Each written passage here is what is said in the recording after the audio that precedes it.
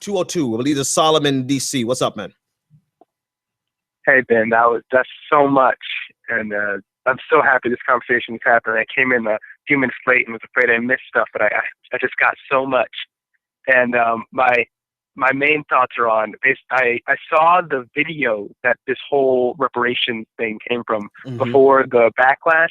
And so I kind of used what my initial thoughts were from it to convey the opinions I saw after seeing it circulate through Twitter, the article about what he said. Right. And it was a fusion discussion. Right. After the forum that they just released, where it was mainly about how to get youth back into the labor movement. Right. And it was kind of an off-topic question, but going in between halfway in the conversation, would he talk about reparations? And he said no, because he doesn't think they're divisive, and that, as Zaid Jilani, who works at The Intercept, pointed out, Bernie is very select with his progressive policies, in that he talks about how all of his policies poll in the majority. Universal health care polls in the majority of most Americans. Common sense gun control polls in the majority of most Americans. And he says, his point being, with all those policies that the majority of Americans push for,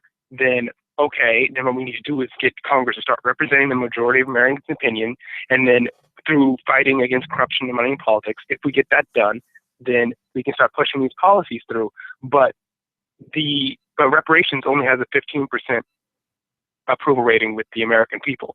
So trying to get that through would be incredibly tough. And he talked about how the revolution he wants to happen through urban and rural poverty, and bringing family wealth back to a normal level, is trying to get the goal of reparations through policies that the majority of Americans already see as things they would support. Right. And then it just continued on into the history of the labor movement and his idol, Eugene Debs. And I thought it was a very interesting video. I posted it on the blog and moved on. And it has reparation part. It has substance. It had context. And if you take it out of context, then you could run off with this entire thought piece saying he doesn't support. Right. I got you. Go ahead.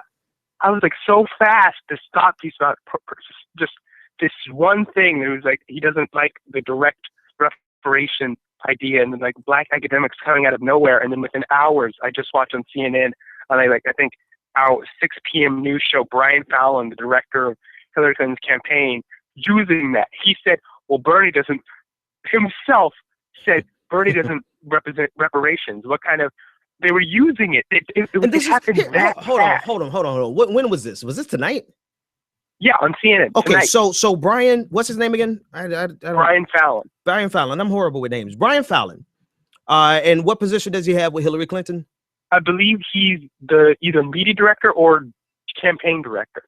So high up. Let's just say he's high up in Hillary Clinton's campaign. Yeah, he's high up. He's one of the highest up people in the campaign. Actually had the unmitigated gall to get on CNN and point out the fact that Bernie Sanders does not support reparations, when he good and damn well knows Hillary Clinton would never consider, in a cold day in hell, passing a piece of legislation or presenting a piece of legislation for reparations. This is the disingenuous bullshit that I'm talking about, man. This is Solomon. Solomon, man. I appreciate the call. No problem. I hear your anger. And no pushback from CNN, by the way. Right. Thanks, man.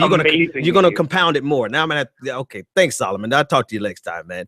This is the crap that pisses me off. So now Hillary Clinton's campaign wants to run out, and I haven't seen the clip. So I know Solomon. I know Solomon well. I take his word for it, right? If he says it, there's very few times. I don't think he's ever sent me something that's not true. So I'm going to run with this. And if it's wrong, Solomon, I'll never listen to you again, right? This dude, Brian whatever, from Hillary Clinton's campaign, actually is making an argument on national television about Bernie Sanders. So is Hillary Clinton sitting on a reparations proposal that we don't know about? This is what I'm talking about. Simultaneously, the black intelligentsia and the black political elite, they're simultaneously putting Bernie Sanders through the ringer of black power and black pride and tearing down white supremacy and Black Lives Matter, while simultaneously blocking Hillary Clinton from answering a single question on the issue. I'm sorry. I wouldn't do it for Bernie Sanders any more than I would do it for Elizabeth Warren. I wouldn't even do it for myself. If you cannot be true to your argument, how do you, I don't know. Maybe I have, maybe I just have too many standards. I could not, with a straight face, go on television and make an argument for something against someone that I knew my candidate was not doing themselves. I couldn't. The best solution in that place is just to be quiet. Don't say nothing. Lay low, and maybe they won't notice us. Anyway, moving on. Let's talk about something else. The point is, I just read a comment in YouTube that really, thank you for reminding me. It's all to distract people from hearing Bernie Sanders. It is all about driving a wedge between the black vote and Bernie Sanders, because people know if the black community ever heard Bernie Sanders's economic framework, just his disposition, just the conversations that he fosters, just the things that the national narrative that would take place with the Bernie Sanders in office, whether or not he accomplished 100% or even 50% of it, the national conversation, if Bernie Sanders was in office, would always be about income inequality and how do we fix it. Criminal justice reform and how do we fix the problem of police brutality. And it just drives me batshit crazy to see people so disingenuous with their arguments, man. People who are smart, people who I respect, people who I feel are intellectual and rhetorical ninjas, lay it on the altar of political expediency and endorsements, and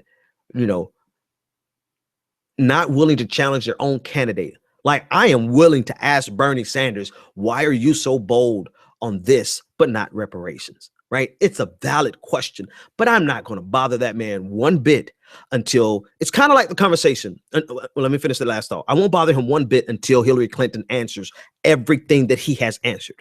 This is just like the conversation about why I say Hillary Clinton should never apologize until conservatives apologize first, right? It's because we cannot make a requirement of one person or a certain group of people that we do not make a requirement for everyone. If we are going to hold Democrats to intellectual honesty, then we must hold Republicans to intellectual honesty. And so if we're going to criticize from a conservative position, Democrats not being intellectually honest, let me start that sentence again. We can never criticize from a Republican's perspective, Democrats being intellectually dishonest or just straight out lying, when we don't hold Republicans to the same standard for every damn lie that they promulgate.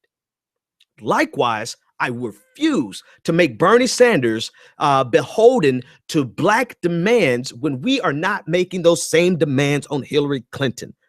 That's a tweetable quote. Rewind it and tweet it, somebody. I refuse to make Bernie Sanders beholden to black demands when we have not made those same demands of Hillary Clinton. I want to move on, but let me take this caller. 718, you're live on the air.